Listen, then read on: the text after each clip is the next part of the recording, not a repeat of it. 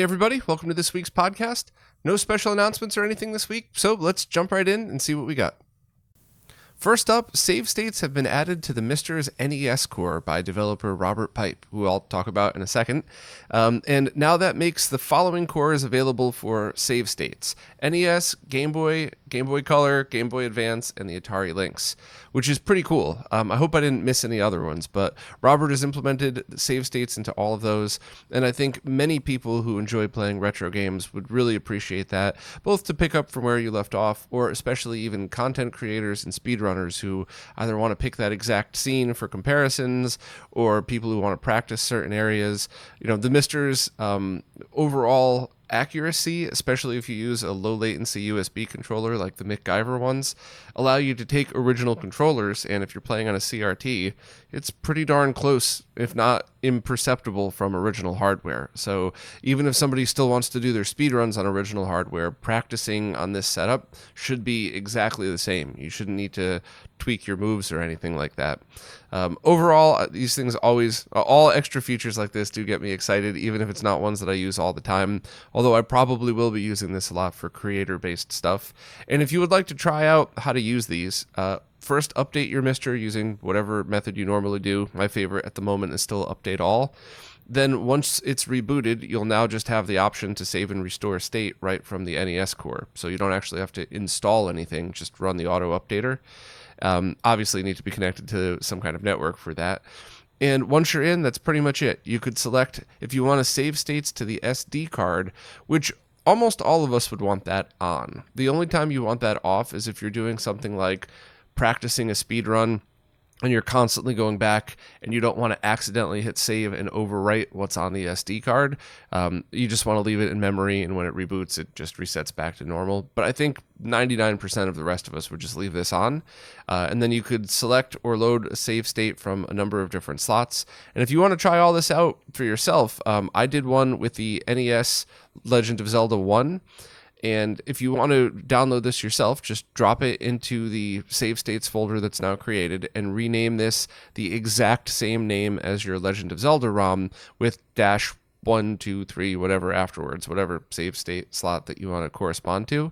And that's it. You could give this a try now. You could obviously just create your own, but I just thought it would be neat to post this here for creators that might want to say, hey, check out this exact spot in this game. What do you think? Or whatever. We're nerds. We'll find a million reasons to use this thing. So, yeah, it's an awesome addition, and it's something that I think most people would really appreciate. And of course, because I'm a ham sometimes, I used a 5x capture of Zelda, the dungeon scene in Legend of Zelda 1, just to show that there's zero cutoff on the bottom here. It's right up against the black. I did check, and zero cutoff at the top. So it's just sorry for cheap self-promotion, but that's just another reason I've been kind of pushing 5x on people in almost all scenarios. We've found one or two games that maybe you probably would want to switch it to 4x or whatever other mode, but pretty much on the console side, this has always and probably will always be my favorite way, or I guess 10x and 11x when 4K scalers come out. So I just wanted to add that in there because a lot of people did seem to think that things would get cut off, and they just don't. So anyway, please enjoy your NES save states from now on. And speaking of Robert, I just did an interview with him. He is an FPGA developer by day and also an FPGA Mister developer as a hobby, and has created the Game Boy Advance core, the Lynx core, and the save states that I just mentioned, and is currently working on a Wonder Swan core and a bunch of other cool stuff. I absolutely had a blast talking to him. I asked a lot of questions that I just really wanted the perspective of an FPGA developer, as well as tied into the stuff that he's worked on. And I think he was able to explain stuff in a way that I hadn't grasped some of this stuff as fully before as I did now. So if you're a fan of Mister or retro gaming, or just hearing cool people talk about nerd stuff, I highly recommend this one. It was just a blast, and I think people that really want to understand more about how this stuff works would really benefit from listening. As always, it's available as a video on YouTube and everywhere audio podcasts are found, except iTunes, maybe. It's not working for some people. It stopped working for me. I promise I'll fix that soon. I've just been a bit overwhelmed the past few weeks, but I'll get back on that as soon as I possibly can. And for now, worst case scenario, you could always just click on the link right in the description, and there's a direct MP3 download if that's easier for you as well. As I always say about these interviews, it's very nice, especially for the guests, to see a lot of hits on the video itself. But I do explain to everybody that most people listen to this on the audio-only platforms. In fact, the audio-only platforms are strongly growing with these weekly podcasts as well, which I think is awesome. I mean this in the most loving way possible. I don't care how you listen to any of this stuff. As long as you enjoy it and you're listening, I'm very appreciative of that. So, YouTube clicks are nice, but whatever's the easiest way to get to any of these podcasts, please go for it. I just want to help spread the word of all of these awesome developers and people in the scene. And hopefully I'll start having, a more regular schedule of doing these, because I absolutely love doing them. It's just time and coordination of this stuff sometimes doesn't quite work out. But I'm going to keep punching away and try to talk to a bunch more really cool people. Voltar recently posted a video that shows a potential fix for any 3DS games that may have stopped booting. I believe this all stemmed from a forum post where a few people had their Pokemon Omega Ruby cart stop booting at all. And Zach kind of speculated that the lead-free solder combined with surface mount components on a cartridge that flexes more might actually be the issue. Because if you think about it, those big NES, Super Nintendo, Genesis cartridges, even N64, they don't really flex, and most of those had, had through-hole components in them, especially the older ones, and chips with nice big pins on them. Whereas this later model stuff, it's all surface mount with very thin pins. Not as much solder is used across each one because there's no room. You see, anybody watching on video could see the drag solder technique Zach showing that doesn't really add a lot of solder on here. And of course the fact that lead-free solder, while great for the environment, doesn't last as long as this stuff. So he thought that maybe just very carefully reflowing the pins on the chip would solve it, and it seemed to for his. So while I certainly wouldn't recommend everybody go out and start reflowing their games if they're not working, if they stop working, this should be something that you could feel free to try, especially because if it stopped working anyway, what's the difference? But unlike capacitor replacement and stuff like that, this isn't required, and you don't need to do any preemptive maintenance on it like that. You could basically just use the 3DS cart until it either stops working or doesn't and just keeps working. It's not like anything's going to leak or break. So I personally wouldn't even touch the inside of these carts unless something does happen, and unless it's happening consistently. If you take it out, you clean it off, put it back in, and it works, then I wouldn't even bother. But if yours stops working, I would definitely look into this method and see, because if you're familiar with drag soldering across surface mount components, which even I could do, and I'm not great at this, then you could figure out how to do this and revive a potentially dead game. Also, I have no clue why Zach hasn't made this video public. It's still unlisted, so the only way to get to it is through this post. It would be funny if this was some conspiracy to get you to click on my link, but it really isn't. I just have no idea why Zach didn't make that public to everybody. So it's not hidden or anything. So if you want to check out the video, just click through the post. Sorry about that. The Dreamcast puzzle game Sakura Wars Columns 2 has just gotten a full English translation. Now, this game is set in the Sakura Wars universe, but it is not really related to the Saturn game, which did actually get an English translation about a year and a half ago. Ray did a post on that, which is, of course, linked in this post. This is really just a puzzle game, but it's pretty heavy into the text, and only really the title menus were in English. So the team that translated this made this available to play, and it seems like a pretty fun puzzler. So anybody that wants to try this out, just patch a GDI image with the patch file that they've already provided, and more information and everything is right on the GitHub page. And, as always, I just have a huge appreciation for everybody that does translations like this, because even if these don't turn out to be your favorite game, you could now experience something that was only available to people who spoke the native, or spoke and read the native language that it was printed in. So this does look like a cool puzzler that I'd like to give a chance at some point, but it doesn't really matter, in my opinion, what the game was. Now, another game is added to the Dreamcast library that anybody who could read English can play. So thanks so much to everybody that works on all kinds of translations. it's very often overlooked in the hype factor, but I don't think the excitement is any less than you'd think. So I hope that came out the right way. But, I think a lot of people see an English translation and go, oh, this is awesome. And they download it and they play it and they truly appreciate it. But it doesn't get as much, OMG, look at this on Twitter as some of the other flashier stuff. So I just want all the people working on these translation projects to know we do care, we do appreciate it, and we do know how much work, well, most of us know how much work goes into these things. So please don't stop. It's much appreciated, and I can't wait to see what other games I'm now able to try for the first time. Tito from Macho Nacho Productions just posted a video about the Nintendo DS open source composite video out project. It was a very cool video. It included a short interview with somebody who worked on the team and explained how they were able to pull this off. But even more importantly than that, it showed all of the features of this board that I didn't realize were there.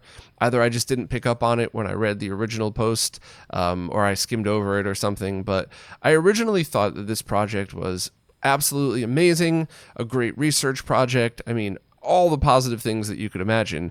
But I also kind of got the impression that, maybe not a lot of people would actually play this way, because you kind of have to tether yourself to maybe a small composite video CRT or something like that. But Tito demoed some of the features, which include screen swapping, which is cool, but also picture-in-picture options and stuff that I just didn't even know could be done on something like this.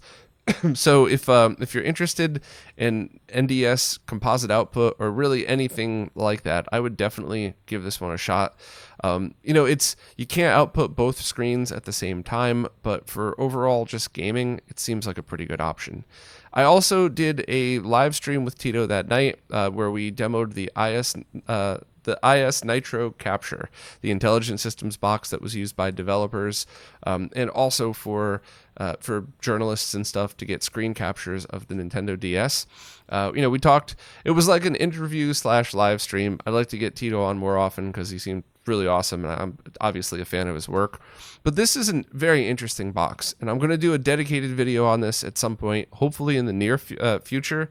But it's basically something that was direct wired inside a Nintendo DS and breaks it out to a pretty complicated multi-board piece of hardware.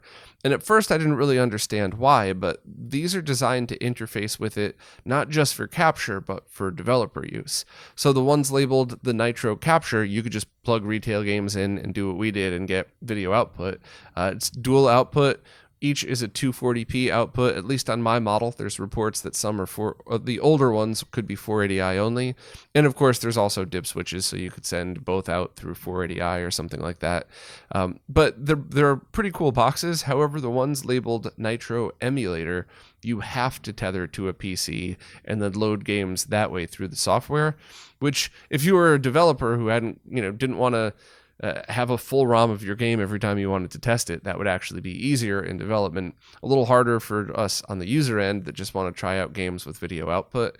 But it's a very interesting piece of equipment. I've never seen one in person, but I know they make them for the 3DS as well. And they generally are pretty expensive. One of the questions I always get whenever I talk about it is, could you RGB mod it? Because it doesn't output RGB natively. And the answer is yes. The early ones that I think might be 480i only use the same chips that were in the later model N64s, so you would probably have to use an N64 digital to do that, and I don't know how that would work. The model that I have uses the GameCube guts, so you could manually wire in a GC video and actually get HDMI out as well. But it's my opinion, and this is just my opinion. I'm not telling anybody what to do or anything. These are a rare collector's item piece of hardware. This is the type of collection piece that you could use and is functional, but is way more important, once again, just my opinion, as a holy crap, look at this awesome piece of history. So I would thoroughly recommend using just S-Video out, which isn't bad at all. That's what I used for these streams, and use a couple of scalers, 2 retro tanks, whatever else, in order to get HDMI out of both of them, because I just wouldn't feel comfortable modding something like that. Some people have, and once again, it's their unit. They can do whatever they want with it, and it did look really cool. I believe the person showed it outputting HDMI. That's awesome, definitely. But I just think that for my setup, I'm leaving this one completely stock. So I'll have a video, hopefully by summertime, showing exactly what these things do, why they're cool, cool, why, some disadvantages. I saw a lot of shimmering. Every time I say that, I feel like Mark's going to jump out of nowhere and say it for me. But I saw a lot of shimmering, even though I did an absolute one-to-one capture of it. I didn't scale outside of the nearest neighbor scaling. And I don't know what that is. Is that just the inherent look of the DS game? Is it something to do with how it processes the video out? So I'd like to do a little bit more research. I'd also like to check out one of the versions that is 480i only to see what's up with those. But I would love to do a video on this just to archive a piece of history. That's very cool if you own it, but I think I would be looking more towards an HDMI output solution or the DSTV mod that Tito just did on the Macho Nacho Productions channel. So if you're interested in Nintendo DS stuff, please check out both of those videos. The live stream's a couple hours long, but you just got to watch the first 5 minutes to get the gist of it. Basically, watch from Mario Kart to Contra, and you could see the screens in use and get a good sense of what that thing's like. If you enjoy it, leave the whole thing on, of course, but if you're just curious, you only need to spend about 5 minutes on that video. So links to everything are there, and hope you enjoy them. The Junker Headquarters Wiki is now hosting a page that shows console power supply information for a ton of different consoles. This is something that's super important and great information to archive. This was started by Frederick Nyquist and now contains about 60 console revisions.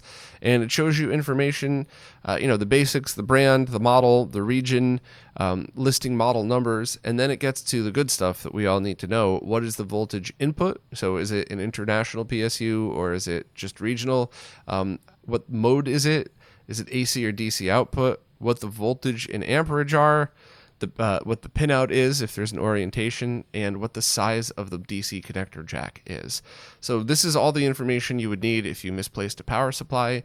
There's also notes about if it'll work on other power supplies, or if you could use ones from different consoles on this. It's super important info, both for archival use and for just people that need power supplies. I did that post a while back that showed replacement power supplies from Castlemania, and also there's international PSU links in this as well for people that just simply want to buy a power supply that's known, good, and tested, and compatible with their retro console. And I honestly think both are super important pieces of information. I think just going in and archiving all of this data to have, as well as having them available to purchase, or replacements available to purchase, is awesome and super important. I think a lot of us over the years may have really tried to hunt down OEM ones, knowing that a lot of the third-party adapters are absolute junk and you probably shouldn't be using most of them. I'm mostly talking about the ones that you'll find on Amazon and eBay for $2 or something like that. It's the reason those things are so cheap and the good ones aren't. It's not markup. It really is the quality of the components. So hopefully this is something that we could that could be built upon, both the power supplies that you could buy now, the replacements, as well as this wiki. And this just info that it's really great, and I think we should all appreciate that somebody's taking the time to do this. And hopefully we could keep it up and just start adding every console revision that's not already listed. Stack Smashing has just posted something absolutely awesome. It is a piece of hardware, a protocol, and a video that all allow you to play Tetris on an original Game Boy multiplayer over the internet. It's a very cool project that basically used a packet sniffer or a logic analyzer to go through and figure out exactly what's being transferred from the original Game Boy to another Game Boy when in Tetris multiplayer mode. And that was able to be rewritten in a way where if you connect to a main server, you could play this across the internet. And remember that all of your moves when you're playing in something like this, all of the gameplay is still on the local handheld. So the delay, if it's even noticeable at all, isn't going to affect your gameplay because it's probably not too much more than what it would be if you were in person sitting next to somebody. But even if the delay was a second or two, it should be fine for most multiplayer scenarios, and it's something that I'm pretty excited to try. Not only will it work on original Game Boys, though, the board itself has 2 connectors, so you could use a link cable to play, I believe, Game Boy Color or Game Boy Advance as well. So you don't have to have an original Game Boy, and I believe this means you could use a Game Boy Advance consoleizer too, which is very cool. So if anybody wants one of these right now, they're selling the board only, but you need some more stuff. The board itself could be purchased for $15 plus shipping. I believe it was $20 total to the US. This is a pre-order. They'll probably ship in June. And this is just the board that has the level shifters on them. What you will then need to do is also purchase a Raspberry Pi Pico and a basic link cable. And that's pretty much it. Then you're able to use this with a USB protocol in order to get online with it. Now, I'll have links to everything that you need in here. The only question I have are the pins that connect the Raspberry Pi Pico to this. I hope one of the two comes with it. I've never bought a Raspberry Pi Pico, so this might be a very dumb question, and I apologize if it is. But if not, we'll have to figure out which of the pin standoffs in order to get to solder these together. But that's basically it. You buy this board, you buy the Pico, solder them together, connect one USB connection to either an Android phone or a PC, connect the other to the link port of your Game Boy, Game Boy Color, or Game Boy Advance, and then log into their website and start playing with a friend or multiple. And I just think this is really awesome because not only is it something that I am going to have a blast doing, but the whole fact that you could play with more than one person at a time is now surpassing original hardware because it was only 1-to-1 with original. So this is very cool stuff. If you're a fan of Game Boy Tetris like I am, this is definitely something that you'd probably want to look into. So look into pre-ordering the board. Even if you're not somebody who could solder, this is something fairly easy. So if you don't own a soldering iron, you know, your friend could probably do it who tinkers, and you don't have to worry about bad mods or anything like that. It should be pretty straightforward. So definitely check out the video to get a full sense of what it could do. But as soon as I get my board, I will challenge all of you to online Game Boy Tetris. I'm actually not that great, but I don't suck at it, so I should provide a decent bit of competition. I could never be a pro level player, but I won't let you down. So let's see what happens when these things come out. Definitely check this stack smashing video for all the info you need. This is pretty exciting to me. And lastly, I have a full review of the JAMMA Supergun Mini from Axunworks. And even if you're not really into Superguns now, if you just need some info, maybe stick around and listen to this, because I have some general tips about Superguns that you might want to just keep in the back of your mind. But if you have no desire to own a Supergun, you could feel free to close the podcast now. I save this for last just to make that easier.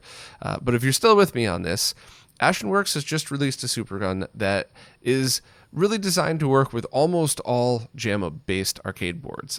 I'll get back to the almost part in a minute. The price is $90, and it comes with the Supergun and power supply, which is kind of a big deal if you've used Superguns before, because you usually have to go hunt down a power supply as well. The price was $90, but after cables and shipping to the US, it came to $130. But shipping is all over the place these days. So by the time you read this, it might be cheaper, it might be more expensive. We can't blame anybody else for the shipping issues. So that is what it is. But overall, this is something that I thought was very cool because it encompasses a lot of the features that you would need. And once again, the fact that you could buy it together as a kit is pretty cool.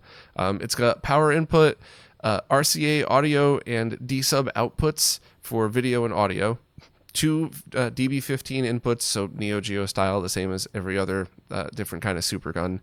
It's got RGB gain controls, and it's got kick harness connectors and service and test menu. So other than the optional ability to output component video, it's pretty standard. The case for it only covers the bottom, not the top, which is fine. I really think isolation of the bottom is most important because a lot of people put these down on the top of monitors and you don't want anything to short out. A full case is nice, but then you have to figure out a way to get to the buttons and the knobs with the case on it, or worse, you'd have to remove the case to get to those. So I'm totally cool with it only having a case and feet on the bottom. I don't think that would affect most people's purchases. But overall, it performed pretty well. It did have a potentiometer for video output, and I do have a warning about that applies to every single Supergun out there with an adjustment knob on it, not just this one. But basically, I got it home, I plugged it in, everything looked fine on the scope, except sync. I'll get to that in a second, but the RGB levels looked fine. And then just to see what would happen, I cranked the voltage all the way up to max. Now remember, I have test equipment that's designed to do stuff like this, so do not do that into your processor or switch or anything like that. But I showed that even at max voltage, if you probably were just testing it, you want to set it to the middle, you're not really going to have a voltage concern. Even if you set it to the middle and it's a little too high, it's probably not going to be too high to actually do damage. And if you have to eyeball the levels, then just make it until it's just a little bit too dim, just to be safe. And when I say too dim, I don't mean like squinting to see it. I mean like, oh, that looks bright and great. All right, let me turn it down. That's should be okay. That's the best and safest way if you have to eyeball something like that. And in the case of this particular Supergun, I can't imagine that eyeballing it in the middle would provide you with voltage that's too high for SCART equipment. Now, there's always crazy use cases. There are always arcade boards that output different voltages than others. I believe CPS3s are notorious for being hotter on the output side, but it should be a general safe thing to use. But I just want to reiterate that every single Supergun that comes with potentiometers on them has to be calibrated before it's shipped. And if it's not, you could get something, plug it in, and if somebody forgot and had the knobs up, you could send a lot of voltage to your equipment. So this is a concern with every Supergun, and as long as you're pretty careful with it, you should be totally fine. I am a fan of some of the other designs that just used fixed resistors, so that it might not be perfect, but you're almost never going to have a chance of sending too much voltage. But it is what it is, and having an adjustment knob on here is a pretty cool thing to deal with, especially if you're going direct into an RGB monitor. It's a little less sensitive than SCART equipment. Now, when you switch the video output, you could get component video output out of that same D-sub connector. So all you would need is a cable, maybe a VGA to BNC, and then use adapters on the end, or just the cable that I'm showing here is a breakout cable. And the switch on the board does the video conversion on the board itself. So the cable is just a pass-through cable, nothing else. The warnings on voltage still apply, though. Don't plug this into a component video device, crank the voltage all the way to the top and turn it on. It's the same warning there. But once again, leave it in the middle and you should be about fine. And of course, if you have a scope that you could measure any of this stuff on, that's always the best way, but most people probably aren't going to have that. So eyeballing it is about the same that you would have to deal with on most other Superguns. The only thing to take note of is the sync voltage is TTL level high voltage sync. It's not so bad because I think most people who have used devices in the retro gaming world that output RGB over a D-sub connector, so RGBS over something that looks like a VGA connector, they're all used to having that. So the Mister does this. Any of like the Raspberry Pi hats or the VGA output on them, you would need a sync combiner for those anyway. But all of those, you would need some kind of protection on the sync line. So if you wanted to just use a Mr. RGB SCART cable that has a 470 ohm resistor on the sync line, that would completely and totally work. And that should be all that you would need for protection. I think because this has a D-sub connector on it, I'm going to strongly recommend, I think I have it here. I could show a little teaser, but there is an upcoming device, the RGB to SCART. Wait, no, the VGA to SCART. Sorry. It's a unidirectional device, so it's only VGA style in and only SCART out, but it's designed for both sync combining of RGB HV as well as sync protection for RGBS. So essentially anything that's a normal gaming device, not some crazy one-off thing that outputs super high voltage, but any normal gaming device should be able to be put through this safely without ever worrying about sync voltage. So getting one of these when it's released, hopefully soon, a week or two, getting a cheap $8 VGA cable off of Amazon. The one I linked to is tested and approved by all the experts, and then getting a shielded 3.5 millimeter to 2 RCA audio cable would probably be a really cheap and safe way to get this and pretty much any other retro gaming RGB over D-sub device down to a SCART connector safely and accompanying all of the audio and stuff like that.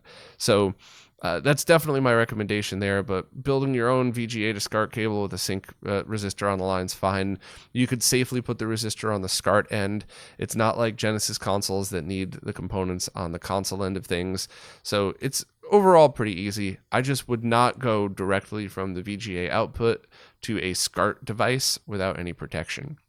Now, the other good news is if you're going directly to an RGB monitor, you don't have to worry about that at all because most RGB monitors can support TTL sync.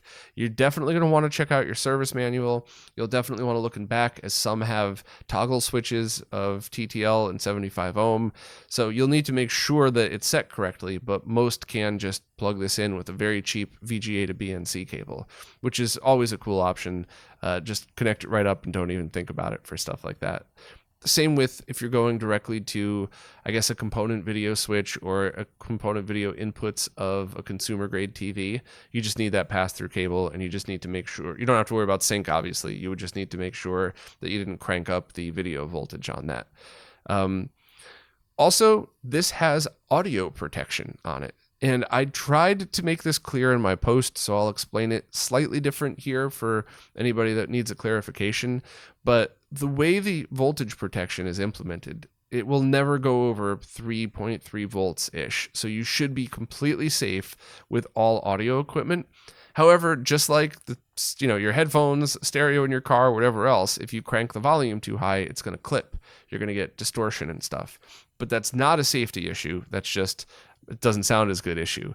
So my recommendation, because this is has full safe protection on it, is to plug this into your setup, turn the volume all the way down, and then start turning the volume up during gameplay until you start to hear some kind of distortion and clipping.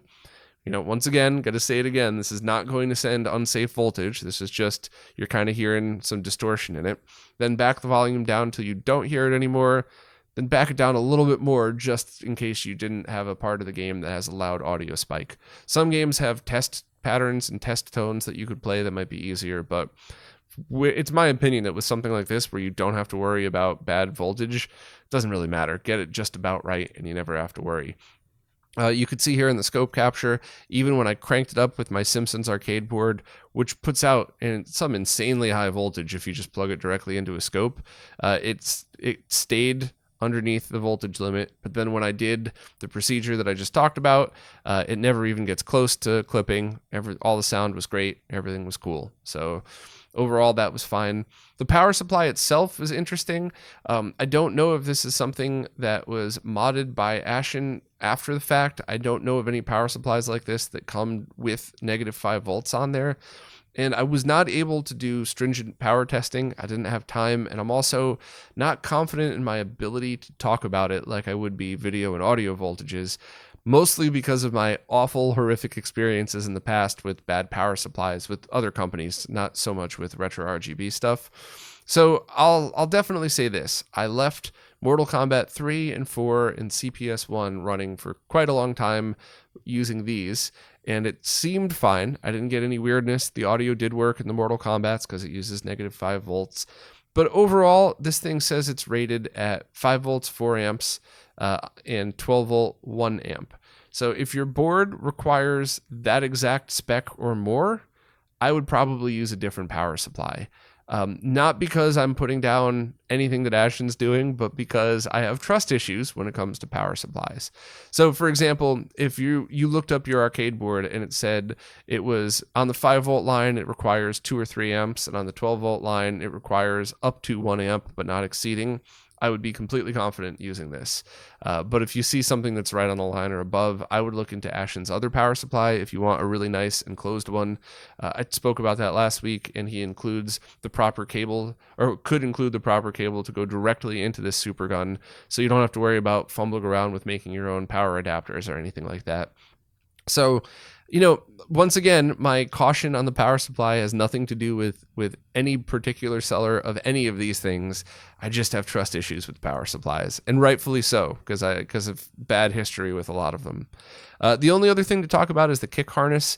If you're using something like a Neo Geo, you could switch it to pull the buttons off of the JAMMA harness, but if you're using Mortal Kombat, Street Fighter, or other 6-button games, you could flip the switch to the external harness and use the ones that Ashen sent or sells along with it. I believe they're $15 each, and they're quality connectors too and everything. The only negative about this is if you're just starting out into getting Superguns and this is your first one and you're buying the kick harnesses, there actually is no negative. Everything's totally cool. But if you're somebody that has been messing with Superguns for a while, maybe you have a Hass or a minigun or some of the other cool custom ones that have been coming out, you probably already have kick harnesses for those that use a different style connector. So you're then either going to have to buy new kick harnesses from Ashen or try to build an adapter, which is pretty easy, but if you don't have any of the parts, by the time you pick up a couple of the jacks that you need on both sides, some cabling, you're going to spend more in shipping. So I would like to see somebody make, or maybe even Ashen make, an adapter cable for this, because if you have to spend $10 on an adapter cable, you'd probably spend more than that in shipping to order the parts, and then you'd have to solder it yourself. So I think that would be pretty cool if something like that was available, just so you could use your existing kick harnesses. But that's just an ease of use thing. That's not a functionality thing. The Supergun itself seemed to work perfect. All 6 buttons for Street Fighter worked exactly the way they did with other ones with different kick harnesses. The one that I purchased came with the CPS 1 and 2 harness as well. So I was able to test those on mine versus the Hass and the other one that I had made. Other than that, the only other thing that, the only other complaints really are, it would be nice to see a TTL 75 ohm switch for the RGB output. But even with the switch, there's still a potential that somebody's not going to know what that does and leave it on TTL anyway. So that's why I just recommend, why not worry about it at all? Get one of these adapters when they come out, or just get a quality VGA to SCART cable with a resistor in the end. Most don't have it though, which is why I suggest buying something that's guaranteed to have it. I have a whole other post that I'm working on that it goes into detail on that, so I won't bore you all with that here, but stay tuned for that in about a week or so of these, be careful of these VGA to SCART cables. Other than that, though, that and the kick harness, there's no real complaints. It performed really well. I was happy with it. So, TTL sync, gotta either buy or make kick harness adapters. Be careful with the video output, but other than that, it's pretty cool. Always be careful of a power supply. And my only other general complaint, nothing to do with this product, is I would love to see a wiki with a list of arcade boards that include their power requirements. And that has nothing to do with Ashen. That's not on him to do. I just think as a community, if something like that exists, I'd love to promote it. If it doesn't, I'll try to start it whenever I finally get the wiki up. I know it's the lore of that thing is up there with the HD Retrovision Dreamcast cables, but I am going to get back to it. But I just would love some kind of place to go where people could say, all right, I have 15 arcade boards. Let me look at each one of them up. Let me figure out what the max voltage is, and then let me see what power supply I should buy to go along with that. I think a lot of people are buying the Meanwell RT65 power supplies, which should be perfect, but I don't know for sure. So I think that's one of the reasons why Ashen chose the RT85 for the power supply I talked about last week, is just to be safe. But I would certainly love to see real data on something like that. Other than that, though, very cool product. I believe the way Ashen does these things is he has a couple of them pre-made, and for some of the more, I don't want to say obscure, but maybe some of the less popular stuff he builds to order. I purchased mine and it arrived within 2 weeks, so I think there was already some ready to go, but your mileage may vary depending on what parts you're buying. But definitely check out his store, because if you're an arcade head, there's a bunch of weird and cool things in there that I think you'd appreciate. So overall, I definitely think it's an awesome power supply Supergun combo. I think it's priced right, and I think it's something that people should seriously consider if they're looking to pick up a new power supply. Why do I keep saying power supply? If they're looking to pick up a new Supergun, and I think more testing and time on the market would need to tell if it holds up to the minigun and the Hass, but there's nothing about this that stands out that tells me that it couldn't. So this could be a really great contender for Superguns out there. I just think we need more people testing it and giving their feedback, but I thought it was cool. Well, that's it for this week. As always, thank you so much to everybody that watches, listens, plays nicely in the comments, and especially thank you to everybody who supports in absolutely any way possible. Your support's what's keeping all of this alive, so I can't tell you how much I appreciate it, and I just hope to continue to do this as long as I can, and I can't do that without your support. So links to the support page are in all of the videos that I do. Please feel free to support in any way you can, including ways that don't even cost you any money. So thank you all very much, and I'll see you next week.